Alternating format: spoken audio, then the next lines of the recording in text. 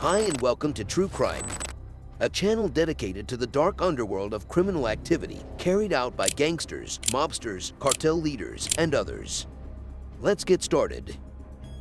Even in areas where violence has not erupted or has decreased, significant portions of Mexico's population, territory, and economy are still under the control of criminal organizations from Mexico, with the declines in violence primarily the result of Mexican criminal markets whims rather than government policies or a lack thereof. Yet, the numerous criminal organizations, including the two biggest, the Cartel Jalisco Nueva Generation and the Sinaloa Cartel, use distinctly diverse strategies to maintain their control. Both cartels' growing systems of rule and governance differ locally depending on the political climate, structural factors, and leadership of the criminal organizations in each area. Today, we discuss some of the features and modifications made to the regulation by CJNG, as well as how it differs from the Sinaloa Cartel's rule.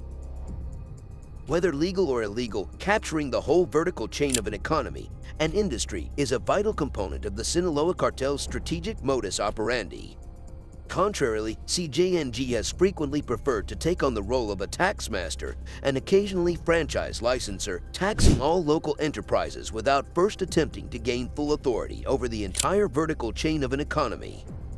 The cartel licenses not just a variety of illicit rackets, such as drug dealing and trafficking and prostitution, but also legitimate sales, including those of tobacco, wine, and even tortillas. It does this by replicating its laws in the state of Jalisco and the new regions it conquers. Such tactic is similar of Don Berna's oficina to Envigado and Medellin, Colombia, albeit CJNG doesn't have the same degree of extensive and intricate links to local officials and companies in many of its recently acquired areas as Don Berna's criminal apparatus in Medellin did. A decade and a half behind the Sinaloa Cartel in that plan, CJNG has only recently started to move towards a more methodical effort to take control of the entire vertical chain.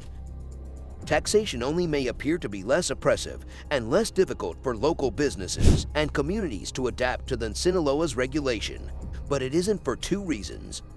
Firstly, my contacts in Michoacan, Guerrero, Baja California, and Baja California Sur told me that the CJNG taxes, like those of the Zetas previously, which CJNG emulates in many aspects, tend to be higher than those of Sinaloa. Although CJNG has mostly avoided Zeta's regular error of setting the extortion payments so high that they unintentionally drive enterprises out of business, they continue to be significantly more burdensome than those of the Sinaloa Cartel. Furthermore, the CJNG takeover and dominance are predicated on blatant brutality, unlike the Sinaloa Cartel's leadership. It operates by being more overtly violent than everyone else in the area. Its signature strategy at both the strategic and tactical levels is brazenness, brutality, and aggressive expansion, which makes both the takeover and the forced daily encounters with the group extremely unpleasant to both small towns and large corporations. My interlocutors characterized the CJNG operators as brash, crude, intimidating, and a plague to be rid of, in contrast to the Sinaloa Cartel extortion fee collectors, who were defined as buttoned-down criminals and nice extortionists with whom it wasn't that unpleasant and scary to deal. The CJNG's propensity for brazenness is also demonstrated by its regular demonstrations of its firepower and high-tech weapons, as well as its showcase public executions. The National Guard and Mexican Police Force's weapons and equipment are largely outclassed by its powerful assault weapons. The CJNG frequently displays spectacular recordings, showcasing its arsenal's power and unrestrained ability to gather a large number of soldiers and vehicles, presumably with no effort made by the Mexican government to curtail such coercion. The cartel not only engages in that tactic to show off its impunity and courage, but also doesn't hesitate to assault police stations, torching police cars, or hunt down police officers in their homes. While both cartels aim to intimidate, bribe, and ensnare Mexican government officials from local levels to top officials and security agents, from street cops to National Guard deployments to security and defense ministry officials, the Sinaloa Cartel's authority is typically considerably more covert. As one of the first criminal organizations to use airborne IEDs, CJNG has earned a bad reputation for using weaponized drones to regularly assault police stations, officers, and local communities. Armed drones are now being used by the cartel against towns in Michoacan for purposes other than intimidation. They genuinely aim to depopulate areas to make it easier for the cartel to seize control of routes and territories. CJNG's authority is mostly derived from blatant intimidation and brutality made possible by aggressive propaganda. This fear-based rule continued after the conquest to prevent communities from rebelling against the CJNG hegemony with the help of militias or other criminal organizations. To accomplish this, CJNG aspires to neutralize or capture regional community organizers, just as armed opposition groups like the Taliban in Afghanistan or Shabab in Somalia.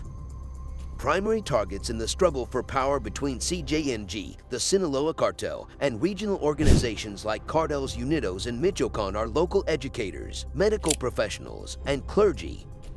However, the Jalisco Cartel typically resorts to intimidation, whereas the Sinaloa Cartel mostly tries to pay people off with large sums of money that are frequently consistently donated to organizations like churches and schools, rather than just individuals. Unlike other groups, such as the Carteles Unidos and the Tierra Caliente, CJNG has not gone to the same extent of social intrusion to dictate what lecturers or priests should preach beyond refraining from opposing CJNG or organizing against it. In contrast, teachers and priests in Michoacan told me that Carteles Unidos promote and require that they promote a significant criminal values-based ideology. The Sinaloa Cartel and CJNG take different governing stances towards their affiliated local criminal organizations. Both parties' capacity to hold on to areas, maintain local economies, and grow depends critically on their capacity to keep local proxies and friends from defecting. Although small micro-conflicts are deeply woven into the wider bipolar conflict between the Sinaloa Cartel and CJNG, it is also essential for local instability. Because CJNG is frequently the recently arrived aggressor and conqueror, and a brash one at that, the group frequently needs to co-opt not only the local social influencers, but also, and perhaps more importantly, the local criminal organizations. Once more, it is a partnership of mailed fists that frequently begins with the killing of a number of local criminal leaders in order to coerce the remaining members of the gang into abiding by CJNG rule. It's interesting to note that, while the Sinaloa Cartel has generally done well by balancing violence with responsiveness to local concerns and pushback, its looser-leash approach to local allies and vassals has not worked out well for it in Ciudad Juarez, Tijuana, or Baja California Sur, where the rise of CJNG drove significant spikes in violence and caused Sinaloa's conquered vassals to switch to CNJG. My discussions there revealed that Sinaloa is still maintaining a similar laissez-faire attitude towards local crime organizations in Acapulco. Whether for political or purely economic reasons, every armed force that rules over territory, and people must choose how it will do so, will it dominate solely via harshness, mostly by outgunning everyone else in violence, or will it also rule by garnering support from a range of constituencies? Brazen violence is CJNG's trademark and go-to tactic, making it the toughest kid on the block. Yet, during the last few years, it has also gradually begun to accumulate some political capital. The major turning point was COVID-19's arrival in 2020, which inspired other Mexican criminal organizations to offer social assistance. One of them, CJNG, eventually incorporated aspects of a strategy the Sinaloa Cartel had employed for years. Social workers and local community leaders in Michoacan, for instance, noted that CJNG offers significantly more social handouts than Carteles Unidos, including presents for children, cleaning materials for families, and laptops for schools. This may be because CJNG has a far larger spending ability. CJNG participated in the earthquake response efforts in 2021 as a first responder, they said.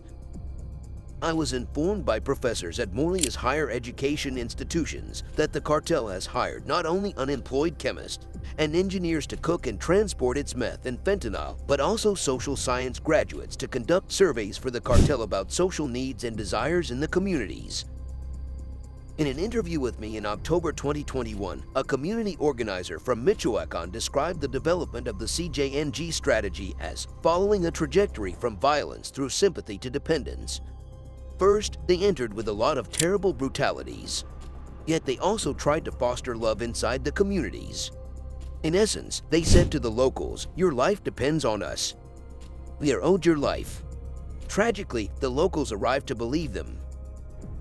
In their bipolar competition, which no longer just affects Americans, but is increasingly beginning to play out in Europe and the Asia-Pacific region as well, the two cartels also differ in their international strategies and, in fact, their foreign policies.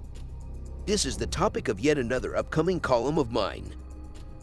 Even though it might be the only game in town or in the countryside, the criminal regime is nonetheless deeply unaccountable and repressive, whether it is brutality alone or brutality combined with political capital. Thank you for watching another amazing video from our true crime team. Like, comment, and subscribe. And stay tuned to our next real-life true crime video.